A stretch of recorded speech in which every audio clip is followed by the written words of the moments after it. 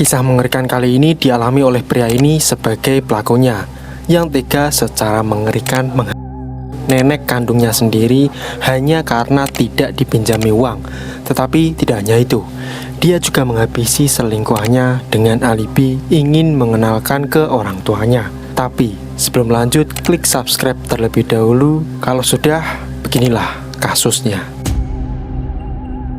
Tahun 2026, kehidupan Doni yang baru berusia 24 tahun terlihat seperti kehidupan pria dewasa pada umumnya. Ia bekerja sebagai petugas keamanan di sebuah pusat perbelanjaan di Purwokerto. Di rumahnya di Desa Gedung Randu, Kecamatan Patikraja, Kabupaten Banyumas, ia telah memiliki seorang istri dan 2 anak yang masih kecil. Setiap hari, Doni berangkat bekerja dengan seragam security yang membuat banyak orang menganggap hidupnya sudah cukup stabil. Namun di balik itu, kondisi keuangannya sedang tidak baik. Penghasilannya terasa tidak cukup untuk memenuhi berbagai kebutuhan keluarga yang terus bertambah. Situasi itu semakin berat karena Doni juga diketahui merupakan seorang residivis yang baru sekitar 6 bulan menghirup udara segar setelah menjalani hukuman atas kasus sebelumnya. Dalam beberapa bulan setelah bebas, Doni berusaha menjalani hidup seperti biasa, namun berbagai persoalan ekonomi terus mengimpitnya. Salah satu orang yang sering menjadi tempatnya meminta bantuan adalah nenek kandung dari pihak ibunya sendiri,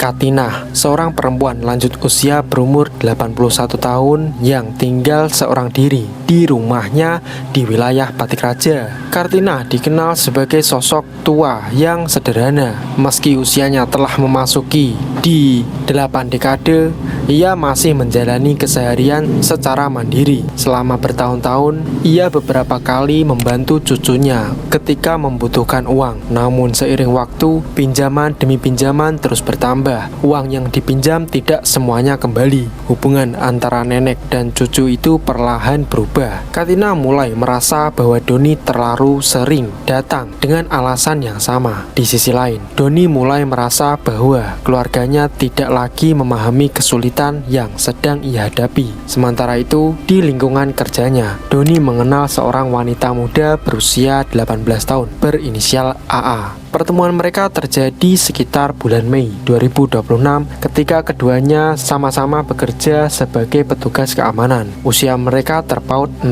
tahun. Namun komunikasi yang awalnya hanya sebatas urusan pekerjaan berkembang menjadi hubungan yang lebih dekat. Dalam waktu relatif singkat, keduanya semakin sering bertemu di luar jam kerja. AA dikenal sebagai gadis muda yang memiliki pekerjaan tetap dan mulai membangun kehidupannya sendiri.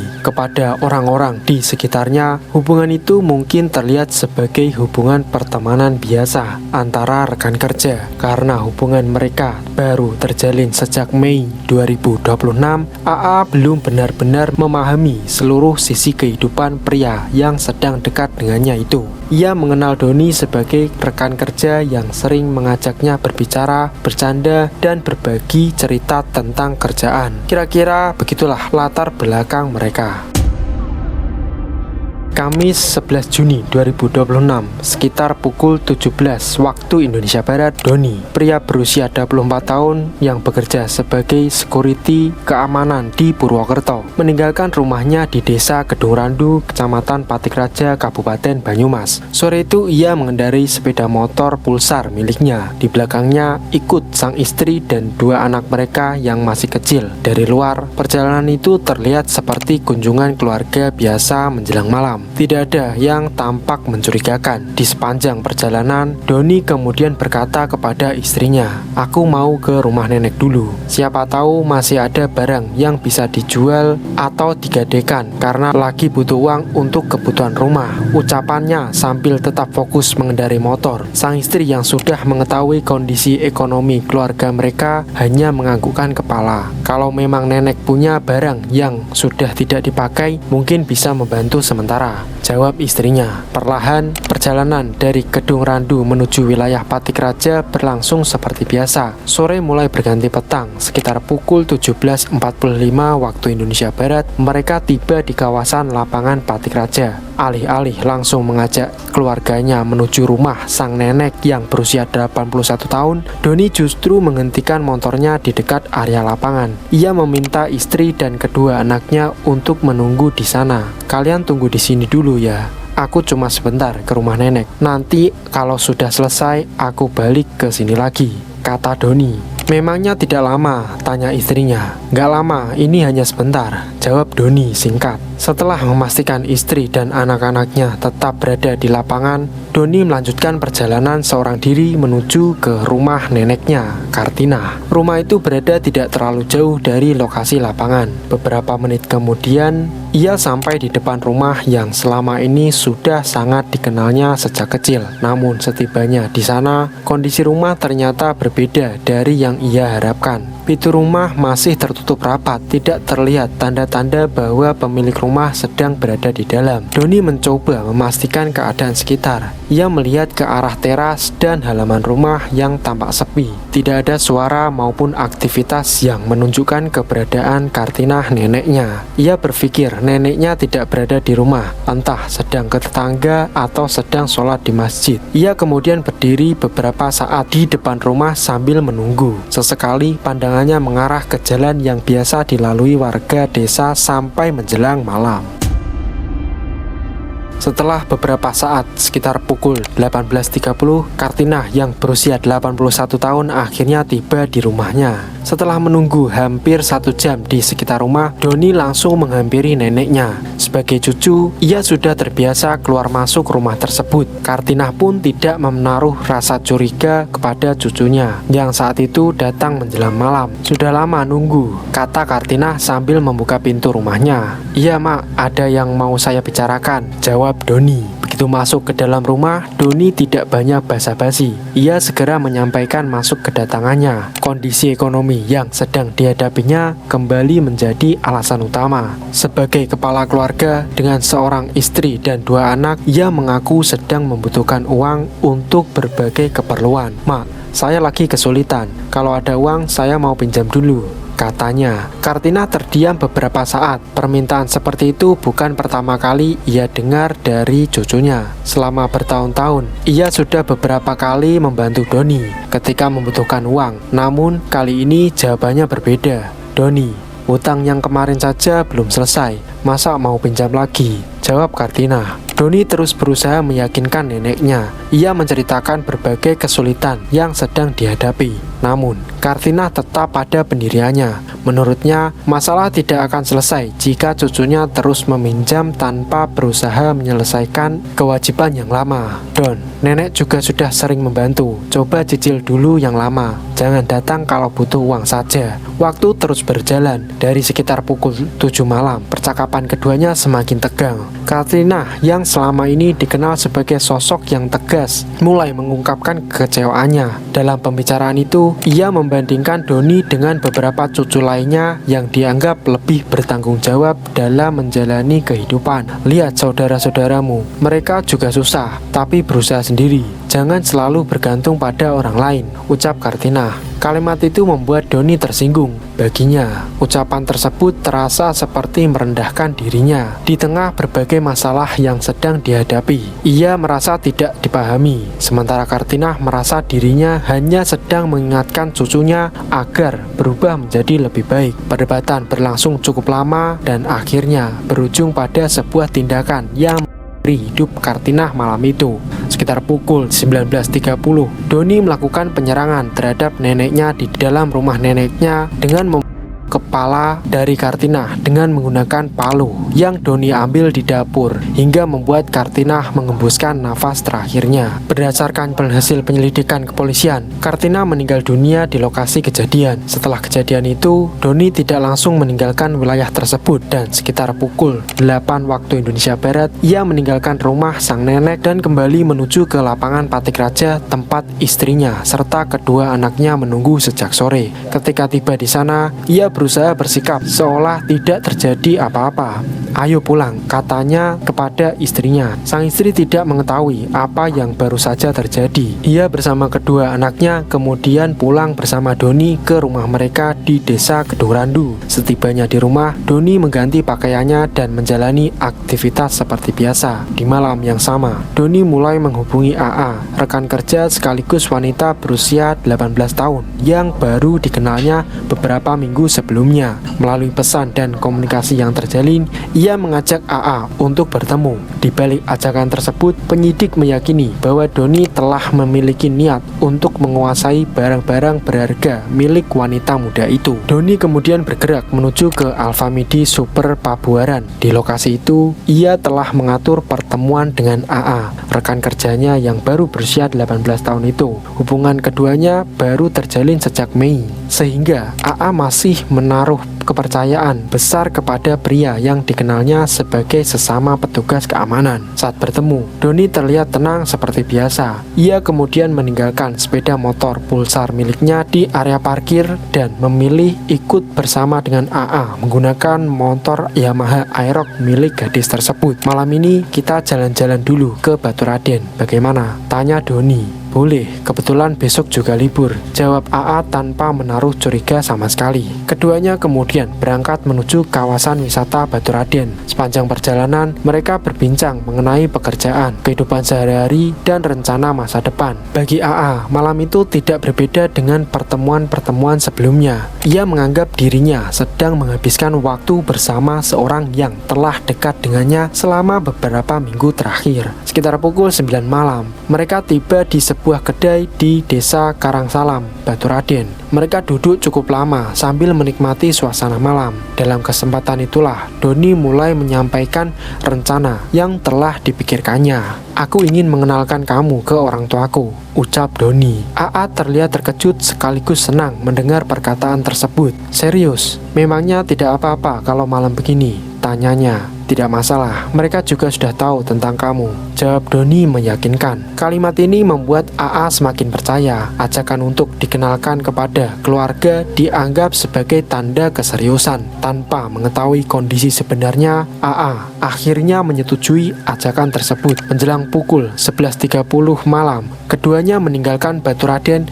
dan bergerak menuju ke Pathik-Raja. Dalam perjalanan, mereka sempat berhenti sejenak di sebuah minimarket di wilayah Pathik-Raja. Setelah beberapa saat, perjalanan kembali dilanjutkan menuju rumah yang disebut Doni sebagai rumah orang tuanya. Padahal rumah itu adalah rumah neneknya yang baru saja dia akhiri hidupnya. Memasuki Jumat tengah malam sekitar pukul 00.20, mereka tiba di rumah tersebut. AA mengikuti Doni masuk ke dalam rumah tanpa mengetahui bahwa beberapa jam sebelumnya telah terjadi peristiwa memilukan di tempat yang sama. Awalnya, semua tampak berjalan biasa. Namun seiring berjalannya waktu, AA mulai melihat sepasang kaki dengan kondisi pucat berada di kamar sebelahnya. "Ada siapa di kamar sebelah?" tanya AA ketika mulai merasa curiga. Doni tidak langsung memberikan jawaban yang jelas. Kecurigaan AA semakin besar ketika ia mencoba memahami apa yang sebenarnya terjadi di dalam rumah tersebut. Dari sinilah, situasi mulai berubah.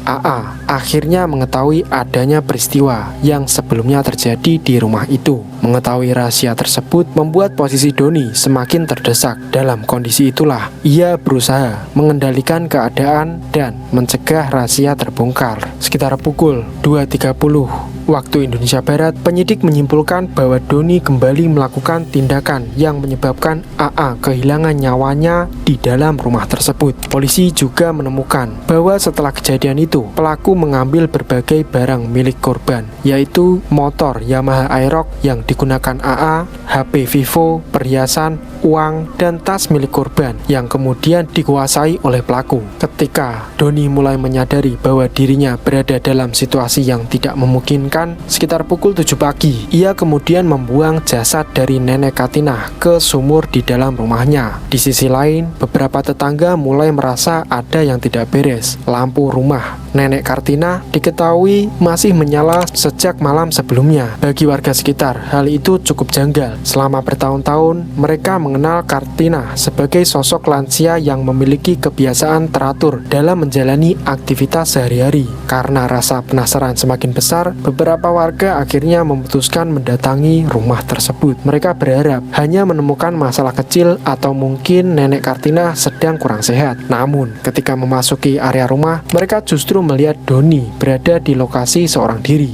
"Loh, Doni, nenekmu di mana?" tanya seorang warga. "Belum tahu, Pak," jawab Doni singkat. Jawaban itu justru membuat warga semakin heran. Pertanyaan demi pertanyaan datang hampir bersamaan. Doni terlihat tidak mampu memberikan penjelasan yang meyakinkan. Semakin lama warga berbicara dengannya, sikapnya terlihat semakin gelisah. Menyadari situasi mulai mengarah pada kecurigaan, Doni bergegas pergi menggunakan Yamaha Aerox milik AA yang berada di rumah tersebut. Warga yang melihat kepergiannya semakin yakin bahwa ada sesuatu yang tidak beres di dalam rumah itu. Setelah Doni menghilang dari lokasi, beberapa warga memutuskan untuk memeriksa berbagai bagian dalam rumah. Tidak lama setelah itu, warga menemukan seorang wanita muda yang kemudian diketahui sebagai AA, rekan kerja Doni yang masih berusia 18 tahun. Penemuan itu membuat warga langsung menghubungi aparat kepolisian. Tidak lama kemudian, petugas dari polsek setempat, tim Inafis dan Polresta Banyumas datang ke lokasi untuk melakukan olah tempat kejadian perkara. Saat proses pemeriksaan berlangsung, keberadaan Kartina yang belum ditemukan membuat polisi dan warga terus melakukan pencarian di sekitar rumah. Perhatian kemudian tertuju pada sebuah sumur di area rumah yang terlihat tidak seperti biasanya. Setelah dilakukan pemeriksaan lebih lanjut, Kartina ditemukan di sumur tersebut. Penemuan itu membuat kasus yang awalnya dianggap sebagai kejadian misterius berubah menjadi penyelidikan besar yang melibatkan dua korban dalam satu rumah. Polisi bekerja mengumpulkan berbagai barang bukti dan keterangan saksi. Kedua jenazah kemudian dievakuasi menuju ke Rumah Sakit Margono Soekarjo, Purwokerto untuk proses pemeriksaan lebih lanjut. Sementara itu, identitas pelaku utama mulai mengarah kepada satu nama yang sama, yaitu Doni. Di saat polisi bekerja di lokasi kejadian, Doni terus bergerak meninggalkan Banyumas. Ia melarikan diri menuju ke arah Banjarnegara. Berdasarkan hasil penyelidikan, tujuan akhirnya diduga menuju ke kawasan Dieng untuk bersembunyi. Namun, pelariannya tidak berlangsung lama. Tim kepolisian segera melakukan pelacakan terhadap keberadaannya. Informasi ciri-ciri pelaku, kendaraan yang digunakan, serta barang-barang yang dibawanya mulai terpetakan oleh petugas. Sekitar 5 jam setelah dirinya menjadi buronan, akhirnya polisi memperoleh titik lokasi yang diyakini menjadi tempat persembunyiannya. Saat itu Doni berada di salah satu tempat ibadah di wilayah Banjarnegara. Ia sedang membersihkan diri dan berusaha menenangkan keadaan setelah perjalanan panjang sejak pagi. Tanpa memberi kesempatan untuk melarikan diri lagi, tim kepolisian langsung bergerak melakukan penangkapan. Di posisi itu, pelaku tidak lagi memiliki ruang untuk menghindar. Upaya pelarian yang baru berlangsung beberapa jam akhirnya berakhir di tempat tersebut. Doni kemudian diamankan dan dibawa untuk menjalani pemeriksaan intensif. Bersamaan dengan penangkapan itu, polisi juga berhasil mengamankan berbagai barang bukti milik korban yang sebelumnya dibawa oleh pelaku. Seluruh barang bukti kemudian disita untuk melengkapi proses penyidikan.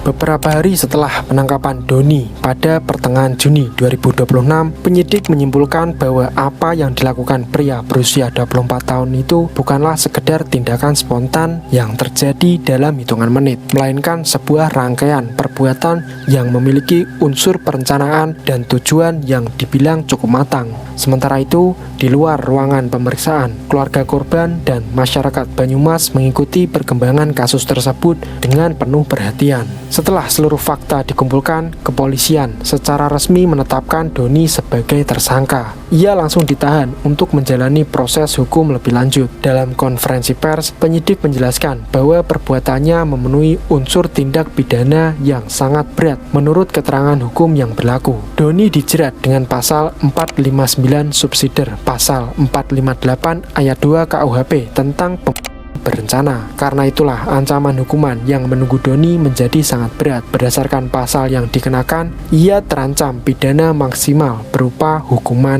matoy, penjara seumur hidup, atau pidana penjara hingga 20 tahun. Bagi keluarga korban, ancaman hukuman tersebut menjadi bagian dari upaya mencari keadilan. Tapi, karena semua proses masih berlangsung, kita tunggu saja hukuman apa yang akan diberikan kepada Doni. Kisah ini menjadi pengingat bahwa tekanan ekonomi, hutang yang menumpuk, rasa malu, maupun kekecewaan terhadap ucapan orang lain tidak boleh dijadikan alasan untuk mengambil jalan yang merugikan diri sendiri maupun orang lain. Banyak orang pernah berada dalam kondisi sulit, merasa tidak dihargai, atau bingung mencari solusi atas masalah keuangan. Tetapi keputusan yang diambil saat emosi dan putus asa seringkali justru memperburuk keadaan. Ketika menghadapi masalah yang terasa berat, langkah terbaik adalah mencari bantuan dari keluarga, teman yang dipercaya, tokoh masyarakat, atau pihak profesional, serta fokus mencari solusi yang legal dan bertanggung jawab meskipun membutuhkan waktu lebih lama. Tidak ada kesulitan ekonomi yang sebanding dengan kehilangan kebebasan, rusaknya masa depan, hancurnya hubungan keluarga, dan penyesalan yang harus ditanggung seumur hidup akibat keputusan yang diambil dalam waktu singkat. Karena itu, siapapun yang sedang berada dalam situasi serupa perlu mengingat bahwa masalah keuangan, konflik keluarga, dan kekecewaan hidup selalu memiliki jalan keluar. Sedangkan keputusan yang salah dapat meninggalkan konsekuensi yang tidak bisa diperbaiki kembali. Jika kalian menyukai cara penyampaian di channel ini, jangan lupa klik subscribe-nya. Dan saya, Ananta Yoga, mewakili seluruh anggota yang bertugas mengucapkan terima kasih dan sampai jumpa di kasus selanjutnya.